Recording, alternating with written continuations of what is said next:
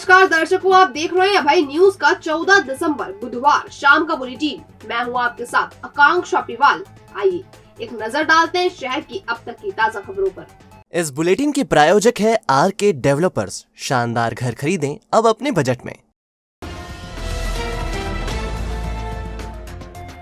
3 साल पहले तक एक दूसरे को फूटी आंखों नहीं सुहाने वाले सीएम शिवराज सिंह चौहान और कृषि मंत्री कमल पटेल के बीच अब सब कुछ ठीक हो चला है। बुधवार को शहर पहुंचे सीएम ने हेलीपैड पर कमल पटेल को अपने साथ चलने का न्योता देकर तो ये संकेत दे दिया है। महाकाल लोक में 5G सेवा का शुभारंभ और 4 धाम मंदिर में हो रहे संत सम्मेलन में शामिल होने आए सीएम शिवराज सिंह चौहान अपने तय समय से करीब 1 घंटे की देरी से उज्जैन पहुंचे। पुलिस लाइन स्थित हेलीपैड पर उनके साथ चलने के लिए स्थानीय भाजपा नेताओं में होड़ मची हुई थी। खिलखिलाते मुस्कुराते नेताओं से मिल रहे सीएम ने पीछे चल रहे कृषि मंत्री कमल पटेल से कहा, आओ कमल जी।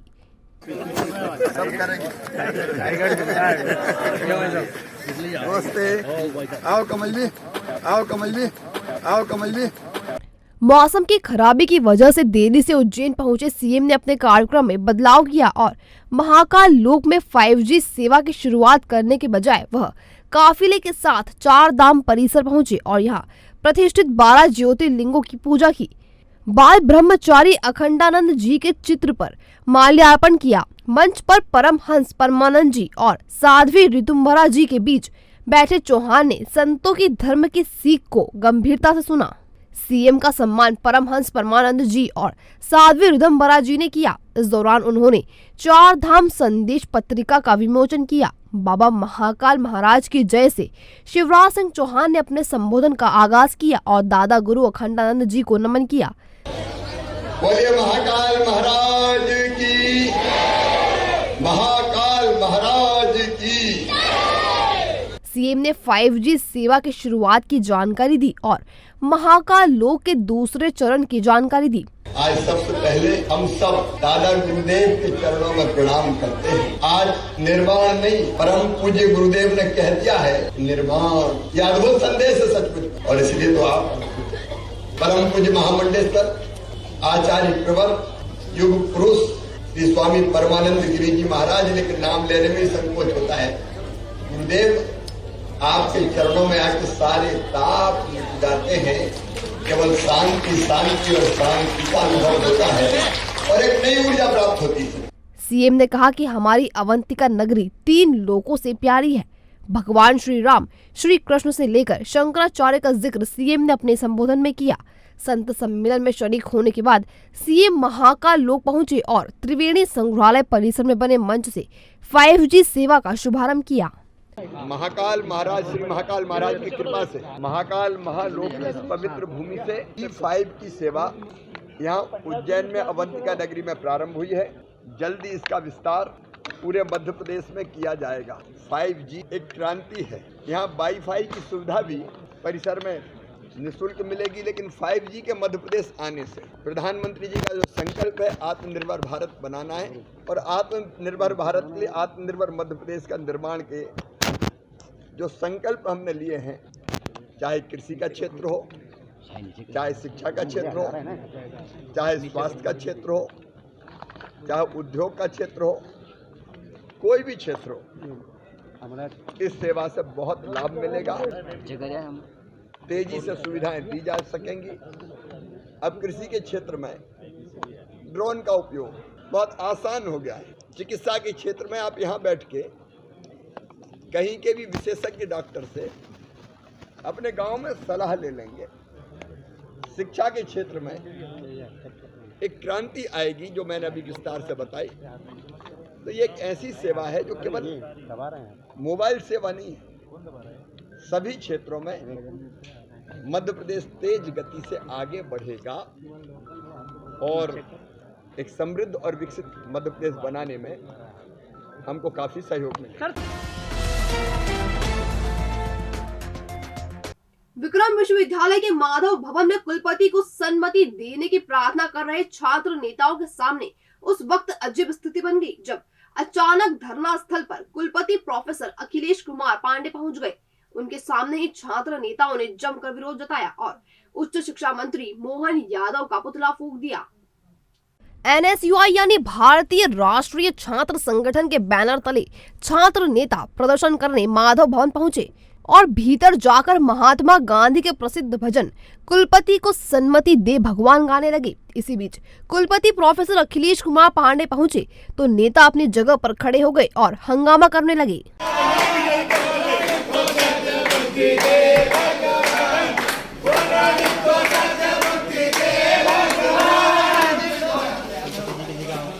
इस बीच कुलपति ने सफाई देने की कोशिश की तो नेताओं ने विश्वविद्यालय की कुव्यवस्था को लेकर गहरा आक्रोश जताना शुरू कर दिया। बबलू खिच्ची ने तो ये तक कहा कि यहाँ बच्चों की बात कहाँ सुनी जा रही है।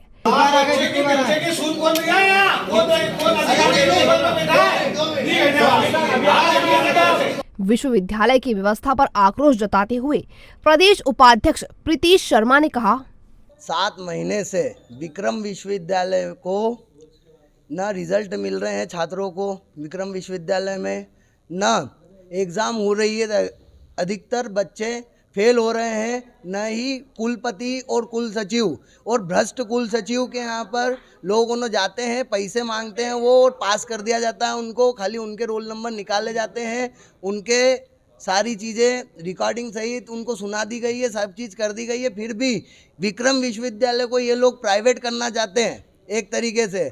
न रिजल्ट डिक्लेयर हुए हैं रिवैल्यूएशन रीटोटलिंग के, पूरी यूनिवर्सिटी अवैध रूप से कुल सचिव घर से संचालित कर रहे हैं और कुछ भी नहीं कर रहे हैं बस। छात्र नेता बबलू खिच्ची ने बताया, विगत 9 वर्ष से पहले BA BCom BSc की वार्षिक परीक्षा ली थी। विक्रम विश्वविद्यालय का एकमात्र काम है परीक्षा लेना और बच्चों का रिजल्ट देना, तो आज दिनांक तक ये रिजल्ट नहीं दे पाए। कल जिन बच्चों का BA BCom BA का रिजल्ट आया, आज उनका करेक्शन नहीं हो पाया। इस वजह से हम सुबह से बैठे, बच्चे बाहर से आ रहे हैं, भानपुरा, रतलाम, मंदसौर, नीमच, बहुत बहुत दूर से आ रहे हैं अपना करेक्शन कराने, और वो परीक्षा फॉर्म भर रहा है, परीक्षाएं सम्मिलित हो रहा है, पर यहाँ के अधिकारी और कर्मचारी की कानों पर जू भी नहीं रेंगती है। वो मंत्री जी के इतने चहेते हैं रजिस्ट्रार साहब, जो कि है ना अपनी घर की फैमिली को घुमा रहे हैं, और कुलपति जी के रिश्तेदार आए तो उनको लंच करवा रहे हैं। अभी आप देखिए पूरे विश्वविद्यालय में घूम जाइए, पूरे प्रशासनिक बिल्डिंग में एक भी अधिकारी कर्मचारी काम करने को तैयार नहीं है। अवैध रूप से लोगों की नियुक्ति की जा रही है, पर किसी को भी विश्वविद्यालय छात्रों से संबंधित कोई काम नहीं करना। हम ये मांग लेके आए कि पहले छात्रों का फॉर्म खोले जाए, उसके बाद परीक्षा कराई जाए। इस दौरान छात्र नेताओं ने भ्रष्ट कुलपति और भ्रष्ट कुल सचिव मुर्दाबाद के नारों से विश्वविद्यालय परिसर गुंजा दिया।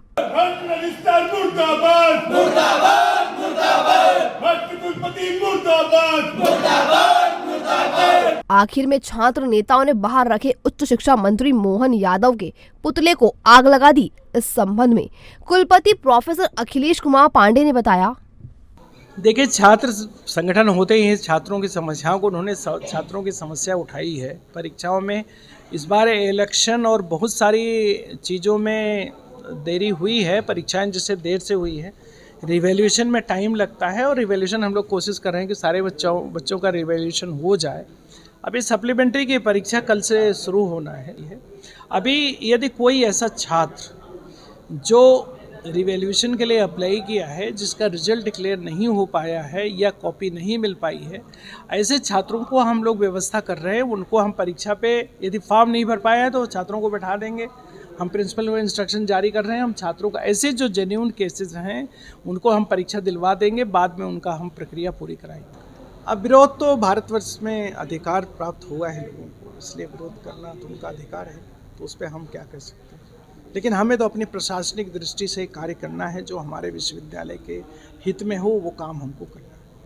बहरहाल विक्रम विश्वविद्यालय की कुव्यवस्था में कोई सुधार होता नजर नहीं आ रहा है। परीक्षा की लेट लाली से लेकर रिजल्ट देरी से जारी होने की समस्याएं जस की तस बनी हुई हैं और विक्रम की स्थिति के लिए उसका लापरवाह प्रशासन ही जिम्मेदार है। चाइनीज, इटालियन, पंजाबी, गुजराती, मराठी व्यंजनों का लुत्फ उठाने चले आइए food bucket cafe and restaurant. शानदार दावत और मिनिमम दाम, शहर की भीड़ से दूर आपकी kitty party, birthday party, DJ party, conference या किसी भी तरह की मीटिंग के लिए शानदार पार्टी हॉल, फंक्शन और स्वादिष्ट भोजन का एक ही नाम, food bucket cafe and restaurant. हमारा पता होटल शांति पैलेस के पीछे चिंतामन रोड, उज्जैन। संपर्क करें 9522222107 या फिर 9039171468। रामघाट क्षेत्र में स्थित मौलाना मौज की दरगाह पर बन रहा गुम्बद हिंदुवादी संगठन प्रमुखों की नजरों में चढ़ गया है। रोजाना ही गुम्बद हटाने के लिए ज्ञापन दिए जा रहे हैं। इसी कड़ी में बुधवार को अखिल भारतीय हिंदू संत महासभा के बैनर तले ज्ञापन दिया गया। प्रशासनिक संकुल भवन पहुंचे महासभा के कार्यकर्ता और नेताओं ने अफसरों के सामने गुम्बद बनाने से होने वाली परेशानियों का जिक्र किया और बताया कि इसके बनने के बाद आने वाले समय में लोगों को समस्या आएगी। इस संबंध में महासभा के अध्यक्ष पंडित नीलेशानंद तिवारी ने बताया, रामघाट पे जो है अवैध रूप से मस्जिद निर्माण हो रहा है, मौलाना मस्जिद के नाम से निर्माण हो रहा है और वहाँ पे कई साधु संत और श्रद्धालु लोग वहाँ पे स्नान करते हैं और आगामी में खतरा ये भी है कि वहाँ पे बहुत बड़ा कोई दुर्घटना हो सकती है और आगामी समय में वहाँ पे शहर का माहौल भी बिगड़ सकता है और दंगे फसाद का माहौल भी बन सकता है।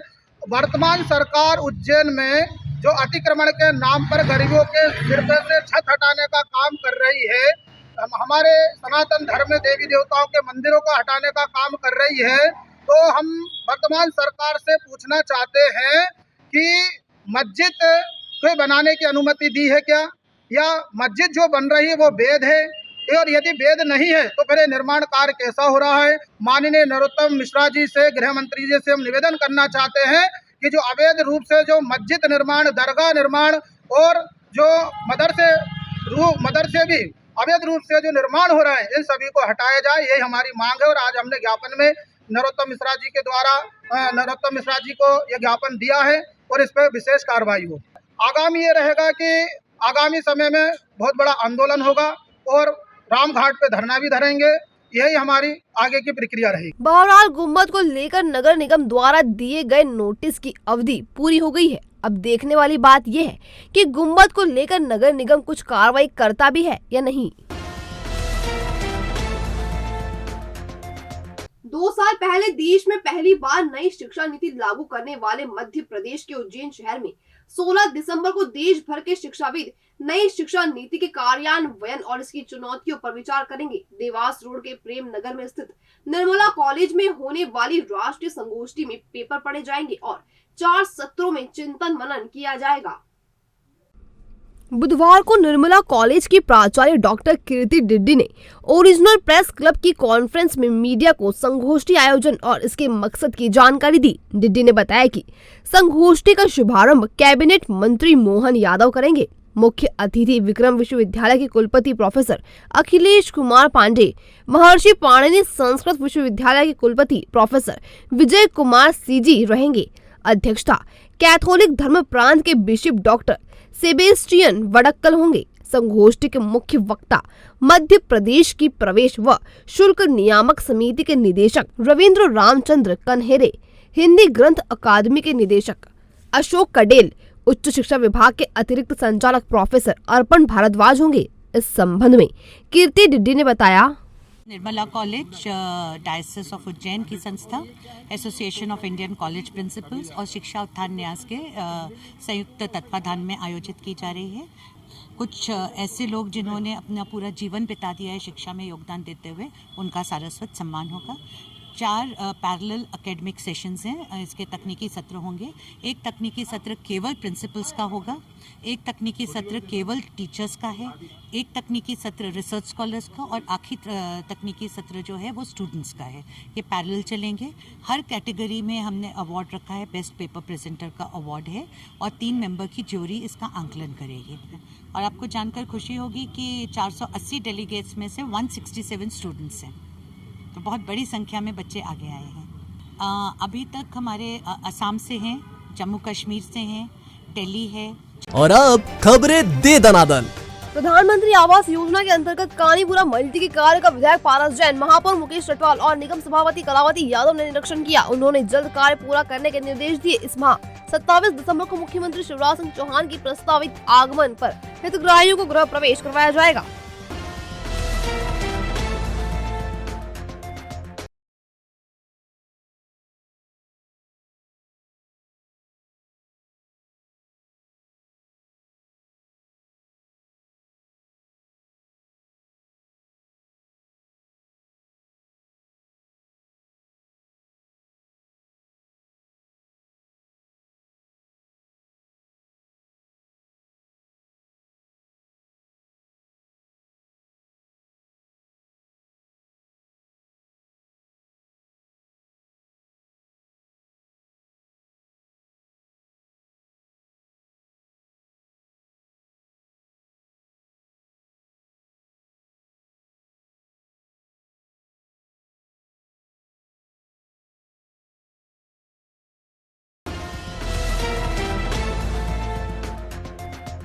श्री जी हॉस्पिटल, उज्जैन शहर के लिए चिकित्सा जगत में नई सौगात। सर्व सुविधा युक्त अस्पताल जहां आधुनिक मशीनों और अनुभवी डॉक्टर्स द्वारा किया जाता है उपचार। घर जैसे वातावरण में सभी बीमारियों का इलाज नॉमिनल शुल्क में। स्वास्थ्य समस्याओं के बेहतर उपचार के लिए एक ही नाम, Shri Ji hospital. Director Sachin Thakur, director Virendra Singh Rajput, director Sandeep Anjana के नेतृत्व में हॉस्पिटल का संचालन होता है।